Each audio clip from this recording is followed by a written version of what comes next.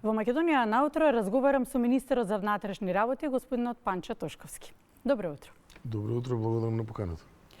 Како сте утринава? Да не ве разбудивме многу рано? Прв пат ми доаѓате во утринска? Обично сум ранобудник, така да не. Таман си ово време за комуникација. Особено ми е драго, ми е чест што го започнувате денот заедно со нас. Разговараме на една тема која што е горлива тема, чувствителна тема, особено кога станува збор за граѓаните од третото доба. Измами во Македонија стануваат се почести. Последна жртва е возрастна жена од која што се одземени 20.000 евра преку телефонски повик во кој што е кажано дека незината ќерка направила сообраќај на несреќа. Не е прв ваков случај. Сега Министерството за внатрешни работи започнува едукација на возрастните. Внимавај, телефонска измама. Таа е насочена токму кон нив, кон граѓаните од третото доба. Како ќе ги едуцирате? Ви благодарам на можноста да се посветиме на оваа тема која што и како е битна, особено за нашите повозрастни граѓани. Зошто е битна? Битна е заради тоа што во последните 5 години немаме 2, 3, 5 или 10 вакви измами. Имаме вкупно 540 обиди за вакви измами со истиот модус операнди, значи истиот начин на извршување го имаат оние измамници кои што хараат на територија на Македонија, од кои 540 обиди за измами, 98 завршили успешно за измамниците. Односно, 98 случаи имаме жртви кои што се оштетени и кои што дале пари на измамниците и биле злоупотребени. Значи, овие бројки се фрапантни и страшни. Долго ги гледаме уназад, не само оваа година, него последните 5 години.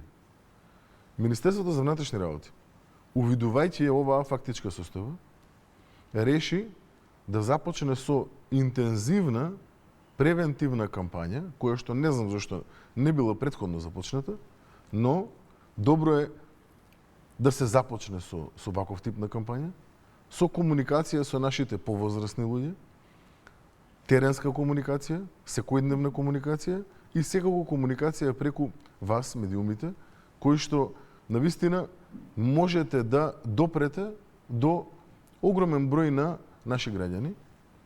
Овој модус операнди кој што се користи од страна на измамниците, начинот на извршување на ова кривично дело, навистина е многу луциден, нечесен, неморален, неетички, ги доведува во шок во 90% од случаевите повозрастни граѓани над 70 години. И сега, еве, пластично да објасниме што прават измамниците. Тие звонат на телефонски броеви кои што согласно наши сознанија рандом ги добиваат, односно нема конкретно на кој телефонски број звонат, туку звонат на рандом телефонски броеви. При што, кога ќе стигнат до граѓанин кој што ќе почувствува дека е повозрасен граѓанин, дека е во шок од известувањето дека негов најблизок член на фамилијата сторил некаков сообраќајен прекршок каде што или тој е жртвата во рамки на приказната која што ја креираат, или пак нивниот најблискиот, еден од најблиските членови на фамилијата на жртвата на која што и звонат за да биде измамена, кажуваат дека сторил сообраќајен прекршок со кој што повредил тешко телесно некое трето лице или пак усмртил некое трето лице. Во таков шок, измамникот се представува како полицаец, јавен обвинител, доктор, одредена институционална форма која што би требало да авторитативно делува на жртвата. И вели дека доколку жртвата на која што и звони во одреден краток временски интервал обезбеди одреден број на средства и ги предаде најчесто во околината на незиниот дом, од кога добива информација каде се наоѓа жртвата, од кога добива информација колку години е жртвата, од кога добива информација каде може жртвата да ги испорача средствата, контактира дали тој или некое трето лице, доаѓа на лице место, ги подига средствата, заминува и измамата е завршена. Овие измамници се многу добро организирана група. Користат странски телефонски броеви. 90% од оние кои што се расветлени како сторители се странски државјани и говорат македонски нечис јазик кога им се јавуваат на жртвите. Но го искористуваат моментот на шок. Замислете сега, вие повозрасна жена, вашата баба, мајка и така натаму, која што си седи дома, си гледа утринска емисија и наеднаш звони телефонот и добива информација од измамникот дека некој нејзин најблизок дали е жртва на некоја сообраќајна несреќа или пак тој наводно повредил некој трето лице или усмртил некој трето лице и измамникот е вели на жртвата дека само таа може да му помогне со тоа што би требало да даде 5, 10, 20, 30 илјади евра или повеќе. Шокот го искористуваат. Нашите луѓе не се немудри луѓе, па сега нели како е возможно тоа да се случи, како не е возможно и така натаму и така натаму. Го искористуваат шокот, тие велат најблискиот ваш е повреден. И сега на кого и да му се јават, особено кога е повозрасен човек, ќе се стресе, ќе биде во посебна состојба. Добре, министре, со оглед на тоа дека се јавуваат од странски броеви, како успевате да им влезете во трак? Сега. Како ги расветливте неколкуте случаи кои што велите? Од овие 98 измами кои што се сторени, 40 се расветлени, на против 16 така е, против 16 сторители се поднесени кривични пријави. Така? Пак ќе повторам. Обично станува збор за странски државјани, користат странски телефонски броеви, веднаш по сторувањето на делото ги уништуваат и сим картиците и телефоните. Многу е тешко да се откријат кои се сторителите и кои се измамниците. Реално е многу тешко. Но, пак ќе повторам, најголемата работа која што можеме да ја завршиме како Министерство за внатрешни работи, заедно со вас медиумите, е да ги информираме граѓаните и превентивно да делуваме, да ги запознаеме со овој тип на измами, да ги запознаеме како ги вршат измамите и измамниците, да можат да ги препознаат и да не се впуштаат во било какво преговарање и давање на пари со било кој. Институциите на телефон пари не бараат. Институција на телефон пари не бара. Многу е битно македонските граѓани да знаат дека доколку било каква ситуација се случи да бидат повикани на телефон од страна на било кој наводен инспектор, не знам, полицаец, доктор, што треба да направат? Судија и така натаму, во таков случај не треба да продолжат во комуникација со него и измамниците сакаат да цело време ја држат жртвата на телефон. Не му дозволуваат практично со цело време давање на лоши информации за нивните најблиски да го затворат телефонот. Треба да го исклучат телефонот и веднаш да известат 112, да се јават на телефонскиот број 112, кој што е во Центарот за управување со кризи и ќе ги пренасочи во МВР, од кога ќе кажат дека се сомневаат за измама или директно да звонат во 192 во Министерството за внатрешни работи и директно да информираат дека се сомневаат за одредена измама, пошто ќе бидат исконтактирани од страна на инспекторите кои работат во Министерството за внатрешни работи, ќе дојдат на лице место и ќе продолжат понатака со соодветни действија во насока на расветлување на конкретниот случај. Значи, советот е никако да не продолжат во комуникација кога ќе се посомневаат дека станува збор за измама. Направивме анкета, зборувавме колку се запознаени за ваквите измами и кој е советот, впрочем, меѓусебно кој што си го даваат граѓаните, некои кои што имале таква ситуација. Да ја погледнеме анкетата. Дали имате искуство дека прават измами преку телефон, послебно кај... Да, сме слушнале преку телевизија и дека вчера на некоја баба иземале 20.000 евра и дека е тоа страшно. Најмногу на пензионерите и на старите луѓе им се јавуваат и има такви измами. Треба да се биде внимателен? Да, кога ќе слушнеш непознат, да ти се јавува, да му речеш доста е, не те слушам, да не се наседнува. Мора да се биде многу внимателен, поготово старите луѓе, пензионерите. До сега не сум слушнал. До сега не. Ако некој ви се јави, како треба да се заштитите? Ке се пријавиш у полиција и готово. Според мене мислам дека треба граѓаните да имаат повеќе приватност и да се заштитат повеќе од измамници, од крадци и така натаму. Сум слушнала, меѓутоа само на вести или на социјални мрежи имам прочитан. Вака лично не познавам никој. Еден ваш совет, препорака, секако имате повозрастен во семејството? Па не, совет по младите да ги советуваат да не одговараат на такви повици воопшто. Да не веруваат, него првин да се јават на своите, секако, а не првин да плаќаат после да контактираат со блиските. Возрастните луѓе се почесто и на социјалните медиуми се, на Facebook, на Instagram, па и таму знаат да... Не се доволно писмени старите луѓе за да ги препознат тие работи. Неколку генерации видовме согласни дека треба да се биде внимателен и веднаш да се пријави. Проектот Безбеден град, министре, стартува во 2026-та, така. На дел од сообраќајниците веќе се поставени камери. Дали има доволен број секаде да се покрие главниот град? И, веројатно, главното прашање до вас, дали има обучен кадар кој што ќе работи? Сите е проект кој што јас се надевам лично дека со негова имплементација навистина ќе придонесеме да се промени сообраќајната култура во Македонија. Ние мораме да се признаеме дека како народ, кога сме настрана, кога сме надвор, кога сме, не знам, во европските земји, многу добро ги почитуваме сообраќајните правила.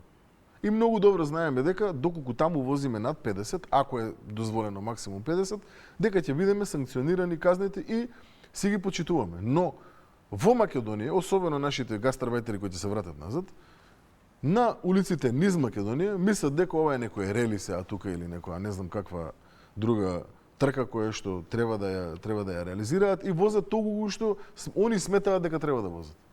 Сега, проблемот кој што сме го имале досега е во тоа што не се верувало во систем, немало можност секој еден кој што ќе стори прекршок да биде евидентиран. Човек факторот секогаш бил уклучен, ај ќе најдам јас некој, имам таму свој, ќе му се јавам на началникот, на инспекторот, на не знам кој, на не знам каде. Сега, нити ќе има можност да се јави некаде, нити па ако се јави некаде, некој ќе може да делува некако. Зошто? Заради тоа што овој компјутерски систем самиот идентификува и процесуира без човечко влијание сторен прекршок. Односно, секој еден кој што ќе биде фатен на снимка со камера и ќе се обезбеди доказ за него, дека сторил прекршок кој што не требало да го стори, најчесто е тоа возел со неприлагодена брзина, ќе се процесуира во рамки на една многу побрза постапка спроведена од страна на Министерството за внатрешни работи. Зошто? Заради тоа што од 1.1.2026 комуникацијата и известувањето ќе оди преку мобилен телефон. Ќе ви стигне порака, каде што ќе може со отварање на пораката да пристапите до имейл адреса, односно до соодветна електронска повторна порака, каде што ќе може да го видите, да ја видите снимката со која што е евидентиран прекршокот кој што сте го сториле и едноставно повеќе нема да може да се пролонгираат овие да речам постапки и нема да може да луѓето се обидуваат на некаков неконвенционален начин да си го решат проблемот. Едноставно ќе мора да се сноси одговорност за секое незаконито действие кое што ќе го превземат. Зошто? Заради тоа што само така можеме да спасиме човечки живот кој што ги губиме секојдневно на македонските улици. Целта на Министерството за внатрешни работи не е да го зголеми буџетот на државата со спроведување на овие казни. Целта е да спасиме барем еден човечки живот повеќе во споредба со претходната година. Дали тоа значи 2024 година, морам да напоменам, имаме 124 сообраќајни незгоди со смртни последици, во кои загинале 142 лица. Тоа се луѓе, тоа не е бројка.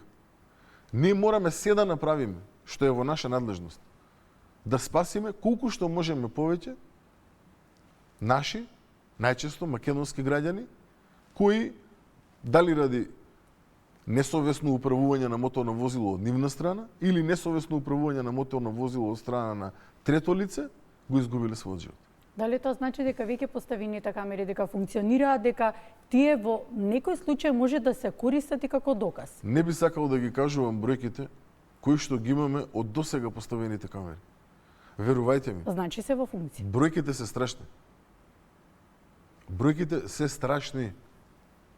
Страшни се бројките. А тоа го забележуваме преку билтенот на МВР, секојдневно се полни со прекршоци. Министерството за внатрешни работи најави дека кога ќе отпочне официјална примена на овој систем од 1.1.2026, претходно ќе има еден временски период. Јас се надевам дека ќе биде повеќе од месец дена, но минимум месец дена. Ќе го пуштиме во функција системот да ги известува граѓаните. Да видат како ќе функционира тоа. Ќе известуваме сите оние кои што ќе ги внесеме во рамки на системот, ќе ги известиме дека сториле прекршок. Да сватат граѓаните дека повеќе нема случајности со овој систем. Едноставно, топла вода не измисливме. Ние само ги видовме добрите пракси во Европската унија, добрите пракси и во другите земји, и го имплементираме системот кој што се надеваме дека ќе го смени менталитетот на македонецот, кога управува моторно возило во Македонија. Не може да прифатам дека кога ќе отидеме во Европа, знаеме да ги почитуваме сообраќајните знаци, а во Македонија морало да стигнеме 2 минути порано или 3 минути покасно. Едноставно, народот мора да свати. Сообраќајните правила се за наш интерес. Сообраќајните правила се за да заштитат човечки живот. Сообраќајните правила се за да имаме безбеден сообраќај, за да имаме сигурен сообраќај. Тие не се ставени само туку така колку за да ги има. Се надам дека ќе успеете во истото, затоа што во билтенот на Министерството за внатрешни работи само пред некој ден имавте дека бил санкциониран пијан возач со над 3,2 промили на алкохол. Сега за таквите експерти кои што се повратници во системот, значи кои што повеќе пати истата вечер имавте неколку, ово е оваквите кои што управуваат со таква количина на алкохол во крв, дрога, и при тоа сторат одредено кривично дело, дали со безобзирно управување или пак повреда трето лице, ќе се одзимаат трајно возилото. Значи возилото со кое што е сторено кривичното дело, ќе се одзима трајно. И често пати ме прашуваат што ќе правите со возилата. Возилата ќе ги донираме на институции кои што ќе имаат потреба да ги стават во функција. Дали тоа ќе бидат, кажав една изјава имав, на детска градинка цветче дека ќе ги дадеме, да, и на детска градинка цветче ќе дадеме возило. Зошто? Заради тоа што едноставно во рака на сторител кој е повратник и управува со 3,2 промили алкохол, возилото е оружје за да се убие некој, а не е за да се превезе од точка А до точка Б. Тоа нема да го дозволиме во иднина. Односно ќе сториме се што е во можност за да таквите кои што управуваат безобзирно, пак ќе повторам, тоа нема да е за секој еден обичен прекршок, повеќе не бидат вклучени во рамки на сообраќајот. Не само возилото, и возачката трајно ќе се одзима. Мораме за оние кои што се безобзирни, кои што се крајно непресметливи или пак со умисла влегуваат во сообраќај да управуваат под такво дејство моторно возило, радикални мерки. Имате доволно полициски службеници? И уште едно сакам да кажам, оваа компаративна пракса која што ние ја применуваме, пак ќе повторам, не сме ја измислили. И во Германија е исто, и во Австрија е исто, и во скандинавските земји е исто.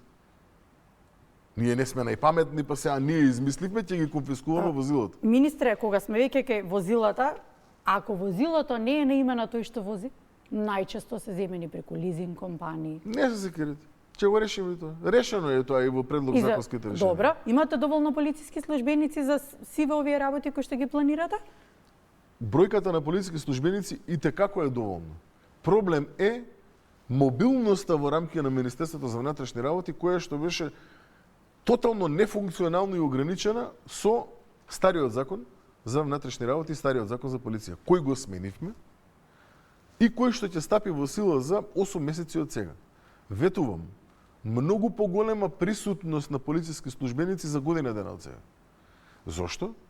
Бројката на полициски службеници која што ја имам, сметам дека е доволна за да со реорганизација, со искористување на ресурсите кои што ги имаме, но правилно искористување на ресурсите. Воведеме малски или реонски полицаец, како Сакате да кажете ќе се вратат нашите, малските? особено повозрастни граѓани, многу добро ги памтат тие Па и ние ги реонски и памтиме, малски министре. полицајци кои што едноставно беа како дел од фамилија во рамки на едно мало и во рамки на еден реон. Тие полициски службеници мораме да ги вратиме.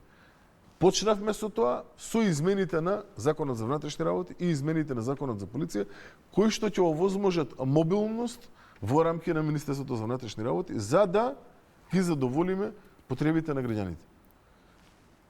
Наша крајна цел е да имаме колку што е можно побезбедна Скопје, колку што е можно побезбедна Македонија, колку што е можно подостапност на граѓаните, колку што е можно по достоинствена услуга која што ја пружа Министерството за внатрешни работи. Во дел успеавме и како да покажеме дека имало разлика од претходно. Еве, погледнете ги управните служби кои што се во оваа зграда. Гледате како можело и поинаку да се функционира. Како можело со истите бројки на побарување од страна на граѓаните, кои што ги имало и претходно, сега да нема гужви, да е културно, да е достоинствено, да секој еден граѓанин биде горд заради тоа што токму во Македонија во управни служби во Скопје остварува одредена услуга. И коментарите на огромен број, особено од нашите повратници кои што се вратени во Македонија, велат навистина ова е изненадувачки позитивно, секоја чест за ова кое што се го направиле. Тоа треба да го направиме во сите сегменти. Не само во делот на управните служби, туку во секој еден сегмент во надлежност на Министерството за внатрешни работи, но и буквално секоја една услуга која што ја нуди државата, треба да биде максимално достоинствена и максимално во интерес на граѓаните. Министре, додека го чекаме тоа спроведување на редните 8 месеци, така рековте, се случува тинејџери да дивеат низ улиците, да ве потсетам на Тетово, на 15 годишник, како управува со огнено оружје и како повредува недолжни граѓани. На мојата Facebook страница имам едно видео каде што малолетници качени на возило во општина во контекст на дивењето на тинејџери, да. Покажуваат како не треба да се однесува еден малолетник. Мислам дека беа четворица во рамки на имаше и полнолетни лица, имаше и малолетници. Сите го видовме видеото, беше вирално, да. Супер. До вчера што се случуваше? Ќе се појавеше некој такво видео, никому ништо, да сме живи и здрави, тоа се случува. Ќе се изнасмееме по социјални медии. Така. Сега ние што правиме? Се трудиме секој еден кој што ќе стори било каков прекршок или кривично дело да го детектираме, да го документираме и соодветно да го санкционираме. Предметните лица кои што бордаа на возилото во општина Ѓорче, наместо да седат и да бидат културно превезувани во истото, се соодветно казнети од страна на Министерството за внатрешни работи. Тоа е разликата. Ние не можеме да го поништиме криминалот. Не може да има нула криминал и нула прекршоци во една држава. Прашањето е како ќе одговори државата на секој еден прекршок и кривично дело за кое што има информации, дали ќе обезбеди докази и дали ќе ги процесуира. Министре, за трагедијата во Кочанската дискотека, истрагата е завршена, се чека кривичниот суд да го одобри обвиненијата. Но дали полицијата се уште работи на овој случај? Директно ќе ве прашам. Дали ќе има брза правда за Кочани? Сега, нажалост или за среќа, во една држава Министерството за внатрешни работи не е орган за прогон, не е орган кој што поднесува јавно, кој што поднесува обвинителен акт и не е орган кој што носи пресуда. Министерството за внатрешни работи во овој случај ги превзеде сите оние действија кои што требаше да ги превземе. Поднесе кривични пријави, постапи согласно наредби дадени од страна на јавен обвинител, ги процесуираше сите оние докази во соодветна форма до јавното обвинителство. Сега е чекорот на јавното обвинителство. Ќе следите истрагата? Секако. Колку што сум запознаен, јавното обвинителство поднесе обвинение и обвинителен акт за конкретниот случај. сега се чека оценка од страна на судот на обвинителниот акт. Се надевам и апелирам максимално брза правда во овој случај. Институциите се должни во секој еден случај, но особено во овој, каде што загубивме повеќе од 60 на млади животи, да ја вратат надежта на секој еден македонски граѓанин дека правда може да се испорача во оваа држава. Мора да го направат тоа институциите. Мора да овозможат правда во максимално разумен временски период, се со цел да ја вратиме надежта. Заради тоа што овие 60 и повеќе млади животи кои што ги изгубив, најмалку што можеме да направиме како држава е да го направиме тоа. Да овозможиме правда во разумен временски период. Министра, дали граѓаните во Македонија се безбедни? Овде можем да кажам дека да, безбедни се. И во многу разговори со многу мои колеги кои што сум ги имал во изминатиот период од година и пол, навистина и тие констатираат дека Македонија е безбедна земја за живење. Во споредба со голем број на земји, да речам, во светов, секако, и дел и во соседството. Но во однос на каде ние можеме да компарираме како се движи работата на Министерството во споредба со она претходно што се случувало. Тоа е доколку ги споредиме дел од бројките кои што ги имаме како институција. Па така, можам да кажам дека ако говориме за вкупен криминалитет, споредено 2023 со 2025 година, како две години кои што можеме да ги земеме за компарирање, нели 2024 беше изборна, па имаше технички период и така натаму. Вкупен криминалитет 2023 година 11.387 кривични дела сторени на територија на Македонија, 2025 9.939. Значи вкупниот криминалитет е намален. Разбојништва, кое што е едно многу страшно кривично дело, ако јас се прашувам, и сериозно кривично дело. 188 2023 во споредба со 106 2025. Значи овде имаме намалување. Тешка кражба 4139 2023, 2723 2025. И текако намалување во однос на тешките кражби. А од друга страна пак, кога говориме за економски криминал и корупција, активноста на Министерството за внатрешни работи е неспоредлива доколку би ги зеле 2023 со 2025. Значи компарираме 6 месеци од 2023 со 6 месеци од 2025, да не ги збуниме граѓаните, нели? 2025 не е завршена, компарираме извременски период од 23 со 25. Во 23 година Министерството за внатрешни работи поднело кривични пријави до јавно обвинителство за вкупна штета предпоставена која што настанала како последица на економски криминал или корупција во вредност од 2,3 милиони евра. 2023. Добро. 2025. 265 милиони евра. Значи, 2023 имаме 2,3 милиони евра, 2025 265 милиони евра кривични пријави со вкупна штета настаната од истите. Значи, работата на Министерството за внатрешни работи во делот на овие параметри кои што ги кажам во споредба со 2023 е неспоредлива. И тоа го говорат бројките. Разрешница на случаите веројатно ќе ја врати до вирбата кај граѓаните. Да, и ќе ја врати до вирбата и кај мене. Лично и кај мене. Заради тоа што ова кое што го работиме ние како Министерство за внатрешни работи е безвредно доколку истото не биде процесуирано во рамки на соодветно обвинение и не заврши со правосилна пресуда која што треба да обезбеди правда.